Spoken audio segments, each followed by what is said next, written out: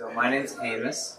So we're going to talk about mainly solar panels. And just going to grab this real quick. A little bit, we'll touch on batteries, battery systems as well, because that kind of plays in, but and maybe a little bit of like total, energy picture type stuff. But to get started, so I've been involved with solar for about 20 years. I got involved right out of high school. It was just like a summer job. And so let's jump in. I'm going to start with, you guys probably are familiar with some of these things already since you have solar, but I'm just going to jump into a little bit of this. So how much do you guys know about the solar process? Like how it works? How panels are made, essentially. Oh, no. But I understand there's some changes in the technique, too, because they're being more effective now than they were earlier. Yeah. And yeah. I'm interested in the disposal issues, longevity issues, and how you're managing yours. I'm not an engineer. Yeah. But, Well, I'm learning more. I've been in this industry for 20 years, and I still am trying to grasp how this stuff works and how it's made. So you start with, basically, when you're making a solar panel, like what you have on your house, you start with quartzite, which is basically quartz, rock, or sand, but it has to be silicon rich. Okay? So silicon rich sand or silicon rich quartz. You throw that into a big furnace and you heat it up, to 2,000 degrees Celsius. An amazing amount of heat, right? That, and then you combine it with actually coal and or wood chips to help separate the silicon from the oxygen, so that you can get more of a purified. Hey, Kevin. Hi. More of a purified silicon, because when you make a solar panel, you have to have 99.9999%. Almost 100% pure. Pure silicon. So you heat it up, it breaks away the oxygen, and then it gets cooled. Okay? When it gets cooled, it becomes what's known as MGS, which is metallurgical grade silicon, which is 98% pure. Yeah. Okay, so then that gets broken into these clumps and sent to somebody else to process into polysilicon. Okay, so the polysilicon is another heating process that takes it to that 99.999%. And if you're making computer chips, it has to be even more pure than that. Yeah, sure. Solar cells don't have to be quite that pure. Once you have that purity of silicon, then you make what's called ingots. Ingots? Ingots. So an ingot is basically you take molten silicon. And let me see, this is kind of a cool video that I found. It's 30 seconds. So if I can find it. is it the same word for gold? The gold bars, is that an ingot too? It might be. Okay. It might be. Yep. So this is a silicon ingot. This is how they make it.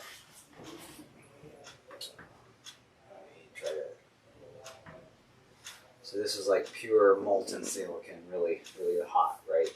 They take this little seed, which is a little tiny silicon seed, and then they pull it up out. And you get this big rod, maybe 3 centimeters or so wide of a silicon ingot. That's pure, that 99.999% pure silicon.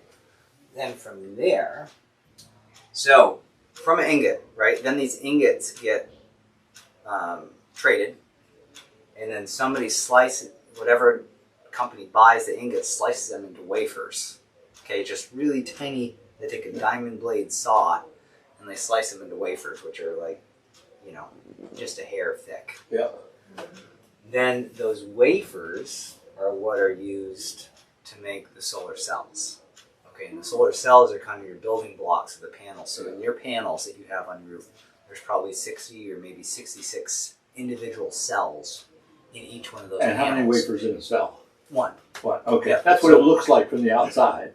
If you look at it, you almost see the little circles. Right. In So certain light. to go from a wafer to a cell, there's this whole process where they treat it with phosphorus, and boron, and some other things. They heat it a few times, and then they put all the the strips of either silver or whatever they're using for wiring, so that you can get a cell that will create current.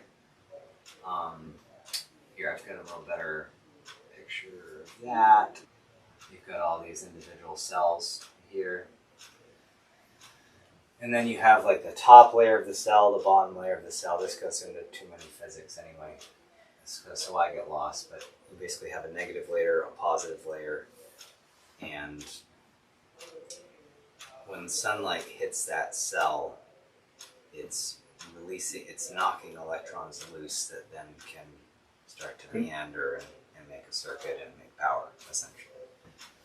So, anyway,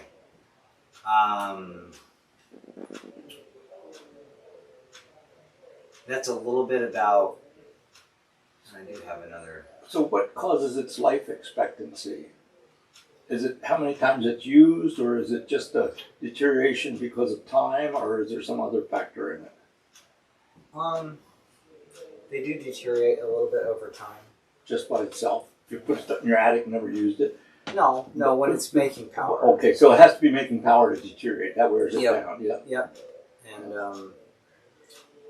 And what is the breaking down? Is it the solar input, or is it creating the electricity, or what is causing it to break down? What's causing the break? There's different things depending on the type of cell. The next question is what's salvaged when you have to reclaim what you put up at some point. What is salvageable out of that, and what can happen to what's left? In other words, is it reconvertible into a new product, or can some of it be salvaged, or is it all worthless and go back? But if you melt it again, can you make something else out of it? Ice cream cones. Yeah, we'll get there. Let me put that on pause. Okay, because that's going to fine. come up later. Yeah. So let's see. So there are a number of, in that process that we talked about, from MGS to polysilicon to ingots, wafers, cells, panels, there's a number of things that go into that. And this is something, if you want to, these, this is something that used to come around every couple of years, called a solar scorecard. Okay. Okay. Now, for some reason, they haven't made one since 2019. But the purpose of this is there was a environmentally friendly outfit out of Silicon Valley, California, who was looking at how solar panels were being made, and then they graded. If you go to the next page, each company that's making panels got graded based on extended producer responsibility. So what does the producer do after the lifetime? Emissions reporting. So what kind of emissions are being produced when the panels are made?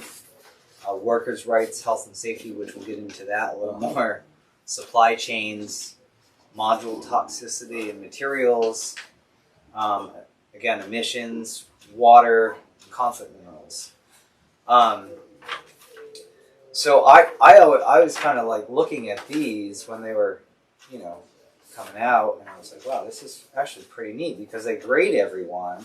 You know where to go get your stuff. Right. Yep. So, and assuming they're not corrupted in their grading system. Right. Which Somebody I think they were buying kind them of out. independent, and I don't think they were, but This is for the manufacturers. this is the manufacturers at the bottom. Okay. Yep. And the ones that like scored zeros on the bottom, that doesn't mean that they were doing terrible. That just means that they didn't report. So there's a number that didn't actually report to these guys, and or they didn't ask the questions or whatever. Yeah. But anyway, these are some of the more popular brands, and most of these brands are still around today. So anyway, this is kind of a neat thing, because one question I get a lot from people is, well, I've heard that there's more energy. It takes more energy to make a panel than you get out of it, and or the process of making panels is so dirty that it offsets the benefit that the panels are producing. You know, you're making green energy, right? But That's true and false. I think you're right. I think it's Yeah. true and false. So I actually did a little bit of homework. You know, I just took an hour or two and I looked at, okay, how much energy does it actually take to make a panel? You know, to heat that polysilicon to 2,000 degrees. Yeah. And then, of course, you've got all those other steps, right? Yeah. To make it into ingots and wafers and panels. Yeah. And I think, you know, my very rough calculation is probably within a year or so, you've offset the electricity that was needed to make the panel. You've produced that back again within maybe a year or so. You know, I started looking into this not because I necessarily felt like I had to. Yeah. And the same with solar. Like, when I got involved in solar, you know, I have people say, "Well, man, that's so great that you're doing solar, and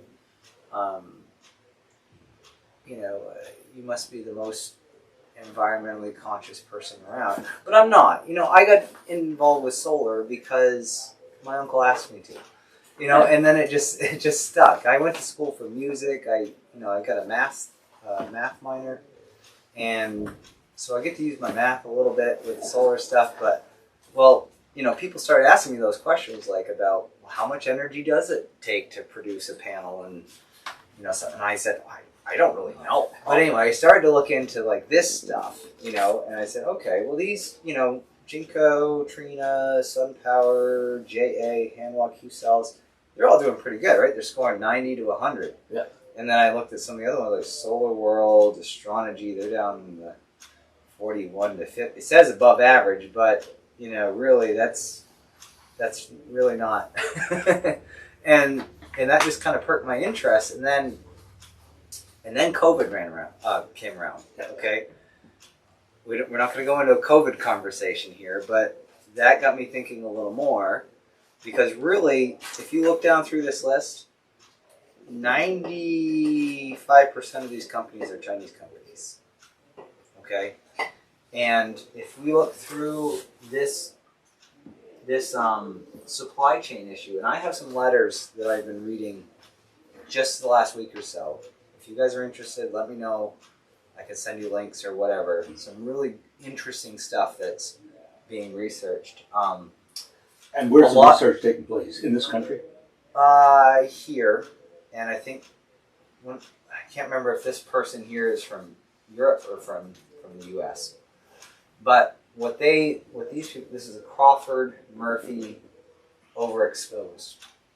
It gets into how polysilicon is being, you know, mass produced, and has been being mass produced in China since the mid 2010s, so like 2015 or so.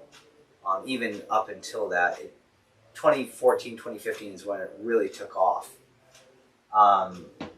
But their basis is, you know, there are human rights that are being violated, and nobody in the industry is saying anything. So a couple of years ago, again, COVID and things, I started to look into this stuff, and I'm like, whoa, wait a minute. There's stuff going on that we don't know about, that people should know about, that's making this on a new level not okay. Yeah, and that's where I come in, how much corruption is behind the techniques and the stuff, and who's being bought out. Correct. So is this like something that you use to determine where you procure your... Yeah. It's interesting to think, tend to think a solar panel is a solar panel. Right. Then this says not all solar panels are created equal. Right. Yeah. Right. Yep. No, I was. And not all reporting is reliable. That's right. The other side of this. Right. Right. So I don't know. You know, again, the polysilicon stuff. Are any of you familiar with the Uyghur Muslims? Which? Uyghur, I think, or Uyghur, I think it's pronounced. Uyghur Muslims in Western China. Uyghur. Thank you. Uyghur. Uyghur, what is it? They're called Uyghurs. Uyghurs? Yeah, it's some kind of muscle insect in China. Yeah. So Oh, it's basically, from everything I'm reading, and this is not, I mean, this is everything I'm reading, but it's basically a genocide that's happening. Yeah, and this is right on Wikipedia. You can look. It's like a well-known thing. But in a lot of these polysilicons are being made in that region of China, by these people by that they're these using, people. yeah, by slavery. and so that was like, whoop, Yeah, people have been now talking about this, and it's been this way for a few years. but now it's coming out. But now it's coming out. So anyway, that's one of the big issues in the industry right now that I've been trying to address. Again, coming back to like, who are we using? Because there's only one or two basically that don't have that exposure. Those to the top two, or No, it's not even these anymore. Oh. Things have changed, but it's basically REC Solar, which is like all the way at the bottom, I think, because they didn't report. report. And again, I can send you this if you'd like to see more. REC Solar is one. The other one is Meyer Burger. Okay.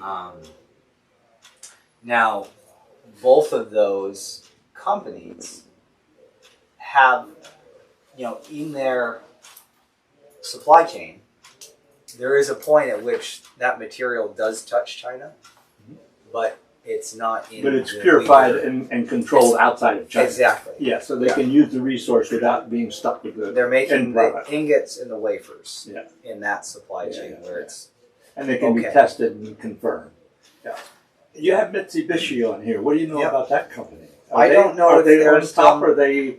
Because it's a pretty big company. It makes a lot of stuff, and I would think there would be some incentive there Yep. to be honorable and trustworthy. Yeah, I would think so too. I don't know if Mitsubishi is still making panels or not. Yeah. They were making panels in the U.S. for a while. There was a lot of companies making panels in the U.S. until about 2008, 2010. And that's when things really shifted over to China. the letters that you mentioned, Yes. are they kind of following on to what this was doing back in 2019? The companies or the Oh, you letters? said that you could share some letters. Oh, yeah. Is Yep. that talks about these same kind of metrics, or Yeah, it's the letters are kind of on these metrics more so based on the Uyghur stuff. oh, okay. But Do we have the So- material in this country to make our solar panels, for instance, without? we do. So they don't have to get them from China? We do. Seems like I heard that the material comes from China and. No, I asked a manufacturer a few years ago who was making panels in the U.S. Mission Solar was the name. I said, so what's the story? Why? Because they said, yeah, we're just doing assembly. Yeah. They buy all the cells, bring all the And cells, put them in, together here. Put them together here. And there's a couple companies doing that right now. I said, why aren't we making this stuff here? And he said, well, it's too dirty. That was his. Well, nobody wants to get into it. It doesn't mean you can't get into it or something else. Yeah. But the other thing is, if they can test what they're getting and putting together, they can put together a reliable product. Yeah. But he was basically saying that compliance with environmental regulation EPA. priced them out of primary manufacturing. Exactly. Oh. Yeah. But I want to wrap up the solar panel side, and then I want to talk about batteries for a little bit. Yeah. Because that's another. I really part. Yeah. So recycling. I think you mentioned. Yeah. What? So this has also been on my heart a lot lately. Is okay. What do we get? Because we're now going into places where we upgrade for people. Sometimes we're just adding panels. But sometimes replacing. we're replacing. And then okay, we have these panels that are No good anymore. By 30, 40 years old. Yeah. They actually still work. Yeah. Right? They're 30. So, I mean, I haven't thrown a panel away. I know companies that are putting them in the landfill, but I don't think that's the right thing to do. Yeah. I think the most harmful thing you have in there is maybe lead. Yeah. The cells are all soldered, with lead, most of them. They're starting to transition that now, but then you've got an aluminum frame, you've got glass on the front, Yeah.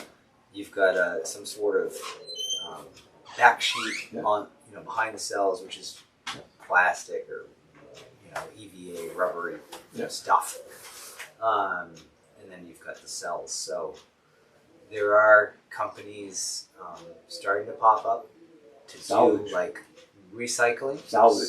So and that too. Well, I mean, that's form of second- salvage. Recycling is a salvage operation. You take what you can, you take Right. the other off, find another use for it, Right. and make some and create a profit out of what Yep. you've done. Yep. That's salvage. Yeah. So does your company keep the scrap panels? Right now we've got a stockpile.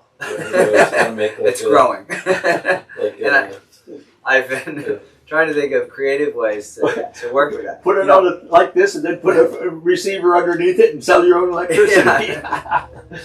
Some of them are not really that useful. They're broken glass. Occasionally you get one that's broken glass. Yeah. What do you do with that? I mean, does it still produce? Yes, but it's not a lot. 5 or 10% of what it did when it's new. Yeah. A lot of them are just old. These 30 or 40-year-old panels, and they might be useful for like the RV market. Somebody who's got a camper. I've got a lot of people who ask me, "Hey, I've got my camper. I want to keep the battery charged, or I want to go park out somewhere and have power to just do a couple things, lights and stuff."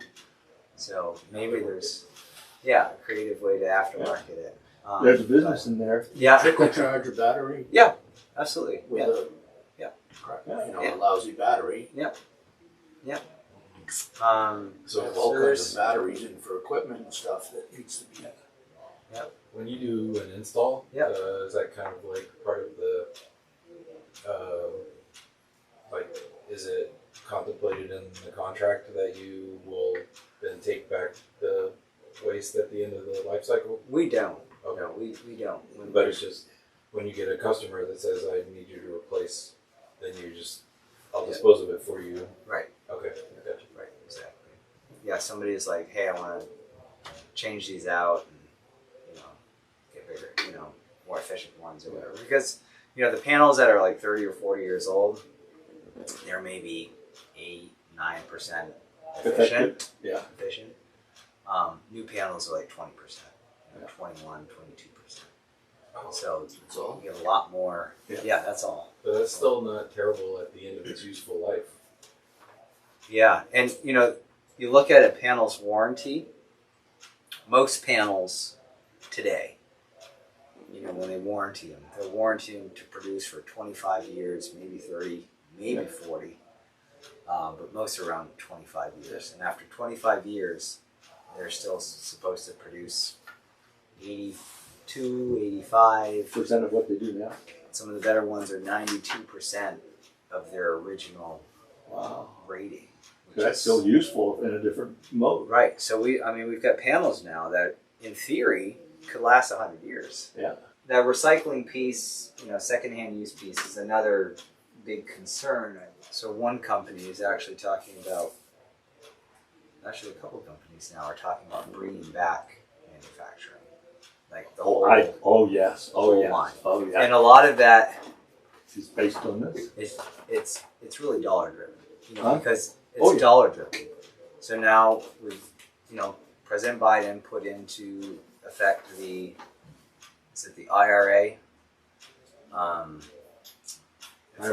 Inflation Reduction Act. Oh yeah. Have you heard of this? Tons of it's, So it's billions of dollars for companies to bring It's actually, I think, a good thing in a way, because it's to bring companies back. So that's good that they're talking. I think it's good that they're talking about bringing some of that back. So let's get into batteries. So some of our systems use batteries, some do not. The ones that are on the grid don't necessarily need to have batteries. Can you go into a system that is built for the grid and convert it to have part grid and part batteries? Yes. And along the lines of batteries, you have all these No, that's old stuff. You've got several technologies. You've got lead-based, and lead-based encompasses like think of your car battery. Yeah. Like you could just do a series, not exactly a car battery, but a deep cycle lead acid. It's a lead acid battery. Yeah. You've got lead in there. You've got battery acid in there. Yeah. Old technology. Yeah. The nice thing is they're like almost fully recyclable. Yeah. Because they just take the old ones and make new ones. Yeah.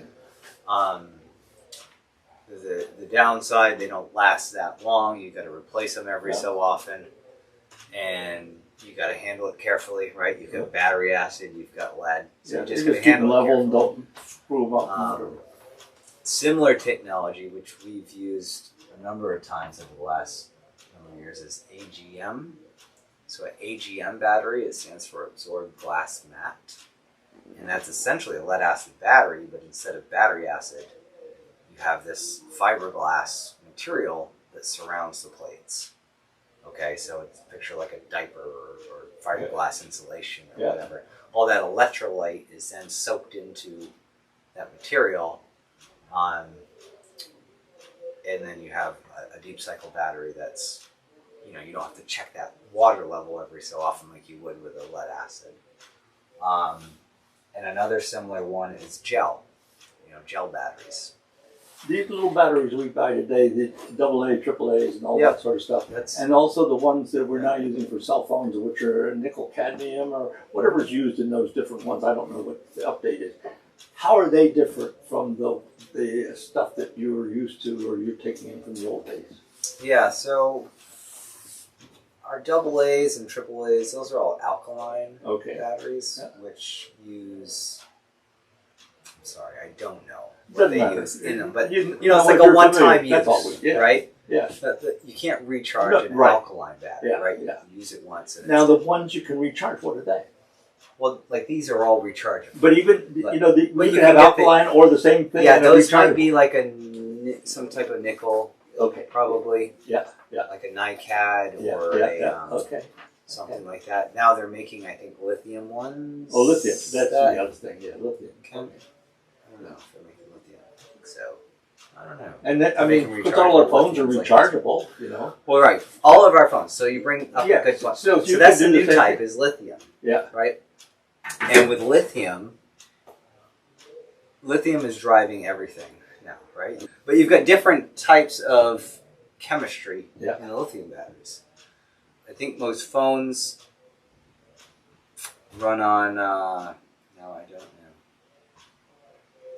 It's some type of lithium ion, but I think they use some cobalt in phones. And, car batteries are mostly, like electric car batteries are mostly lithium and some sort of cobalt in there. NMCs. What's the difference between what is used in a hybrid and what's used in an EV? Most hybrids, so I have a hybrid van, and that has a NiCad battery. Okay. And it's rechargeable when you're doing it and so on and so forth. Yep. I think most of the Toyotas use NiCads for their. Is that your hybrid? Is it Toyota? Yep. Okay. Yep. How long can you use it without running the engine? Not long. Like 100 miles, 200 miles? No. My hybrid it's a full hybrid. It's not even a plug-in hybrid. So. Oh yeah, no, that's what I'm thinking. It has a very tiny battery. You can go maybe a mile. Oh really? It's not very far, and you can't go more than like 20 miles an hour to turn the engine on. Yeah. But it does great. I mean, my old van would get 20 miles to a gallon. This is a minivan. Yeah. This one gets 35. Oh, okay. So just having that little battery and some electric motors really makes a huge difference. Yeah. I really am. I'm an efficiency guy. Like I like things that are efficient. We're on the same page. Anyway, one of the conflicts. So when it comes to solar systems, which is kind of what we're talking about, all the new batteries are going to lithium. So Tesla batteries are lithium. And anything that you would get likely if you got a solar plus battery for your home is likely going to be lithium based. Okay. Now, when you say Tesla, you're talking about the cars. They're running them on a lithium battery. Plug it in, Yep. charge it up, and Yep. and how far are they able to get out of that? 300 miles. That's it. Yeah. Half a day driving. Yeah, usually about. Yeah. That's it. Long extension cord. Yeah. So now there's two main types of lithium battery for cars and for like home stationary power. One is NMC, that stands for nickel, manganese, cobalt. The other type is a lithium iron phosphate. Now, the cobalt is another problem. Using cobalt. Yeah. Because, again, as I'm researching this stuff, finding out, so 60 to 70% of the cobalt supply is coming from the Congo, Democratic Republic of the Congo. Yeah. And we'll watch a short video about what's going on there. Politically? And then there's, well, no, just like what's going on around The cobalt mines. business? Oh. The mines. A lot of the mines are kind of, what you would picture of something happening 2,000 or 3,000 years ago. Just people in there with pickaxes, and Oh.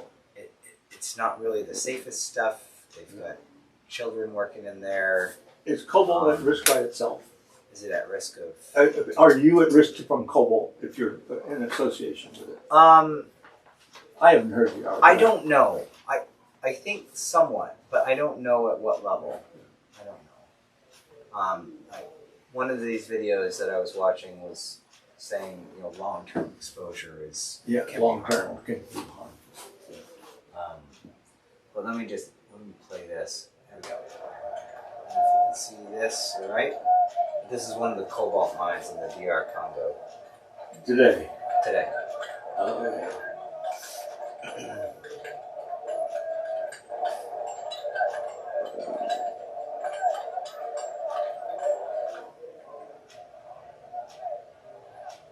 And this is not slave labor. I will note. People are getting paid to do this. But that's okay. It's support. Yeah, I mean, it's I think That's different than what's going on with those Muslims. correct. And look at how many people are getting supported. So I think some nothing people, wrong with that. yeah. And this was saying that sometimes people can make really good money doing this. So I think those people are making really good money. They won't I think know. What was that, Kevin? I mean, compared to what they're used to, but I don't know. It supports their living. But maybe not. As opposed to bringing in a great big excavator and putting everybody out of work. So here they are putting it in bags. Carrying it on their shoulder. One of the complaints has It might be been your job, but it doesn't seem like, and it may not be slaved if they're getting paid, but if you have no other choices in your world other than to right. throw those bags on your shoulder and carry them, then I was watching this other video from the Congo.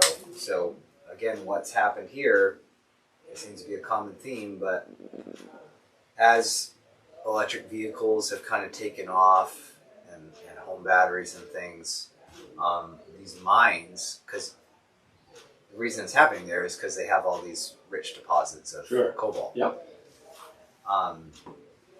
A lot of the big mines now are owned by Chinese companies. Yeah. Chinese companies came in, Yeah. bought the mines, Yeah. and they apparently have made all these promises about, hey, we're going to help you. Yeah. They're like one of the poorest countries, Yeah. and That's so, we're going to help you grow, but that's not happening. That's exactly right. And so I think there are people that are frustrated about that. But there's autonomy potential. Are there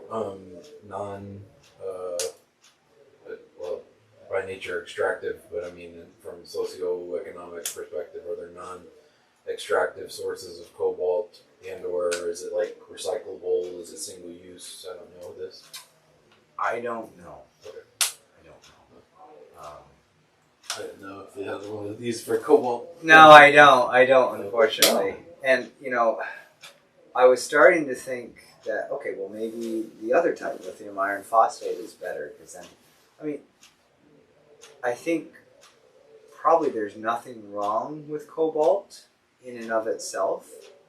No, It's but when people get exploited. And there's then, nothing wrong with lead either. right. Except we right. know that you can't spend your life next to it Right. and not have a deficit occur Right. from it. Right. And so any product may have that potential. We just need to learn it. Yeah. And then take the precautions that are required. Exactly. So when you do batteries to go with your solar system, what type of batteries do you do? We will do, part of it is depending what the customer is asking for. We have done some cobalt batteries because there's What's your preference? it's still learning. I have a real problem with batteries because I feel like there is not a good option right now Okay. for me for a good battery. The AGMs, I'm happy with the AGM batteries that we've used. Is it a producer or a type? That's a type. It's Yeah. a type. AGM is the absorbed glass mat, so it's a Oh. seal battery. Yeah. But it's a lead based. Yeah. So again, fully recyclable, which is another concern over lithium batteries. We don't have a Recycling system. program Yeah. yet. The problem I'm having with them is they're coming all the way from Vietnam or Malaysia or Southeast Asia or somewhere. So I would rather get something that was made locally. Sure. So we're not having to Yeah. bring it halfway around the world and Yeah. spend all that. Yeah.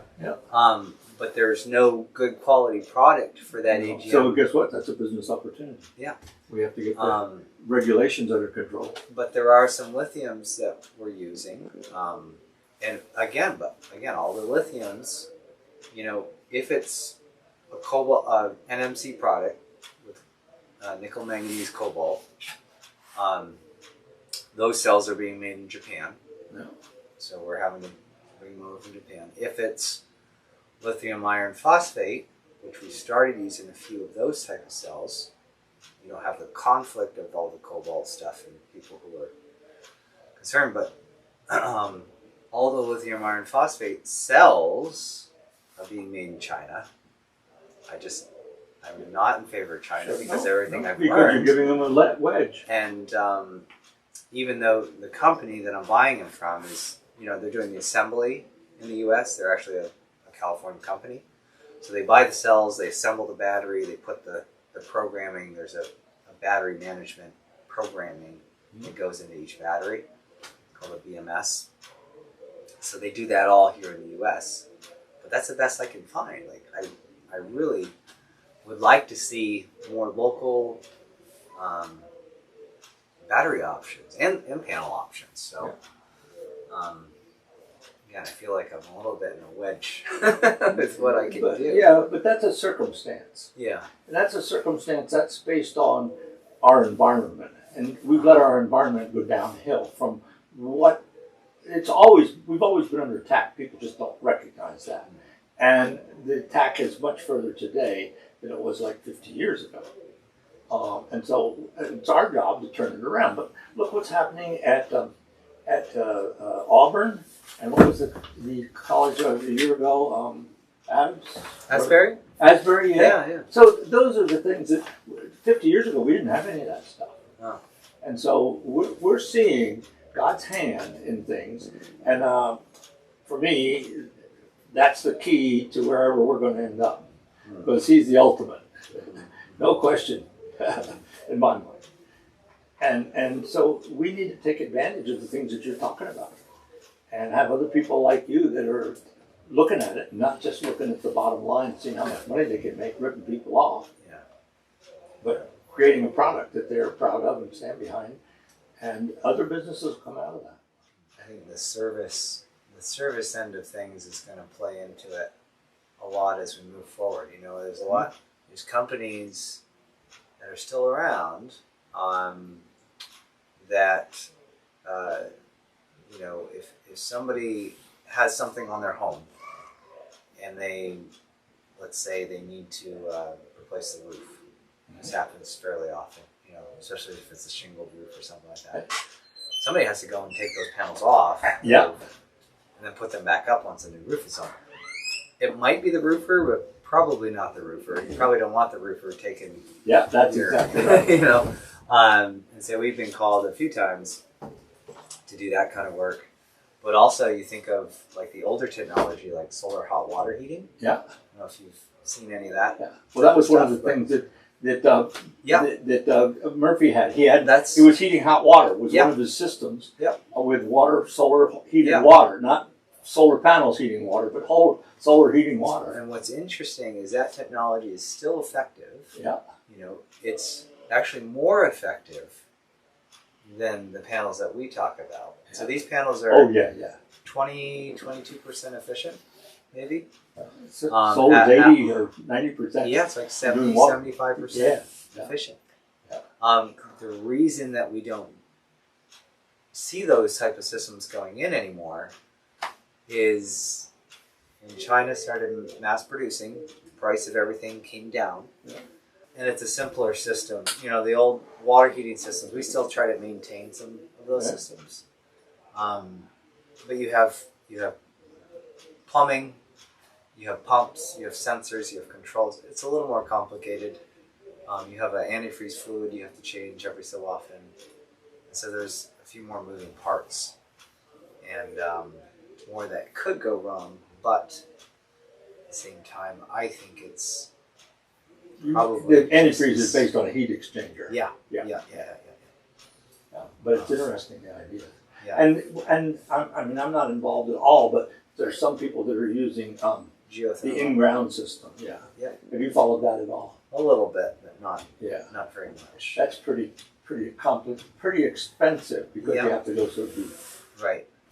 Well, would you say the bulk of your business is a residential, commercial? Mostly residential. What do you find most people are motivated by? I think it's a mix. It's a mix between people who want to do the right thing.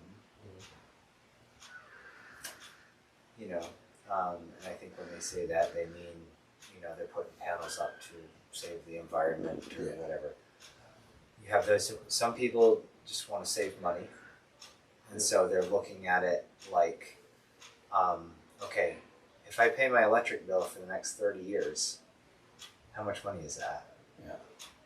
And then if I put in this system that's going to produce power for the next 30 years, I could actually save a lot of money. Yeah.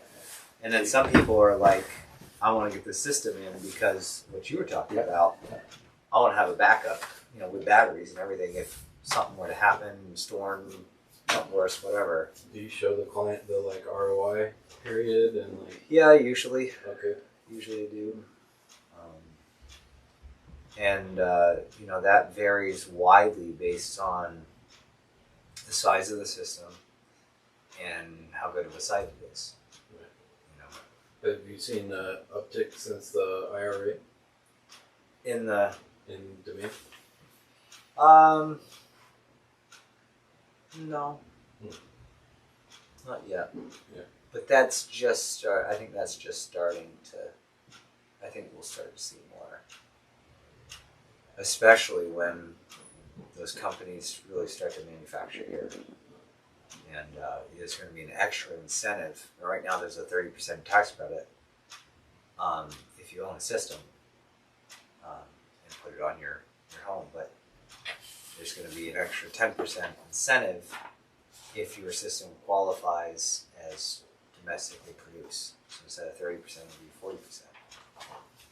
So if the panels are, produced domestically, batteries. If the panels are made locally, made in the United States. See, one of the things that's a problem with that whole system, we're retired. We don't qualify for any of that stuff. Right.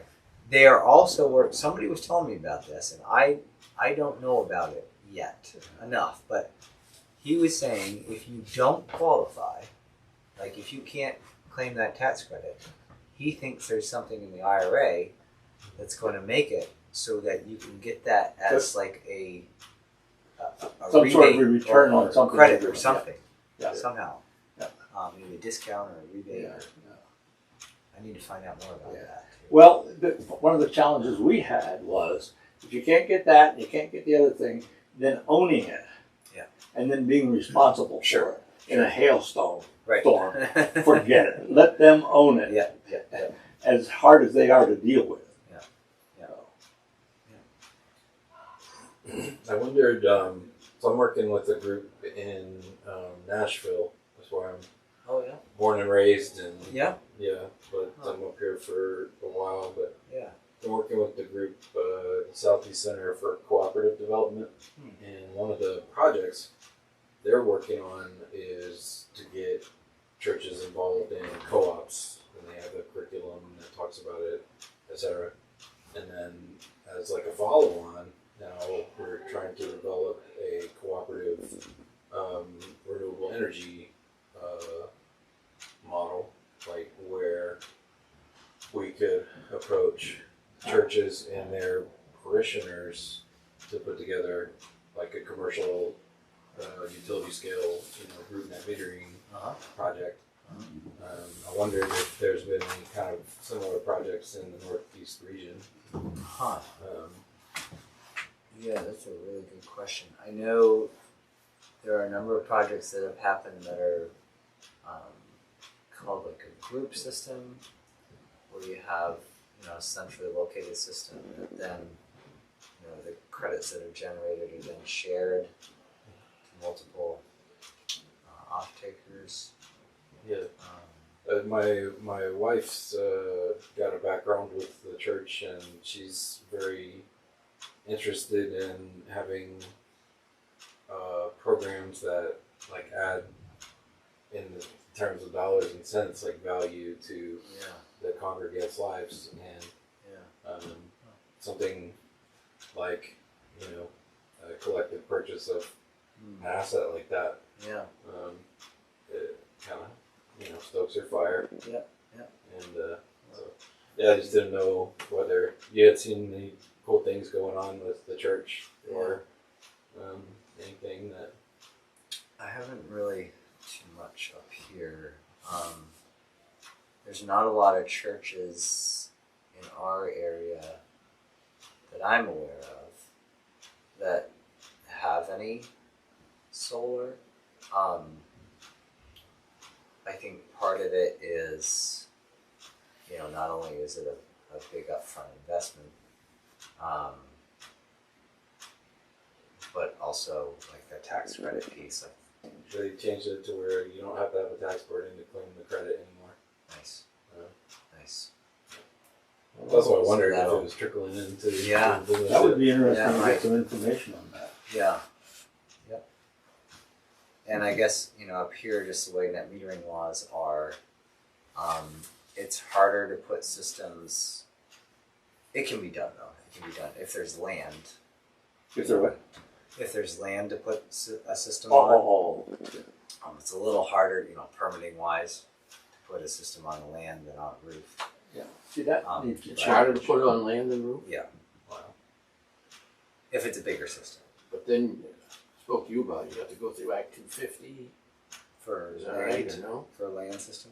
No, for on the roof? No, you have to get a state permit. And that can be trouble. Like a building like this, it's old, it doesn't meet today's code. Probably. Structurally, you mean? Structurally. And that's where. Yeah, maybe you've That's talked where about you like run barns into as to an whether issue. that But- would be.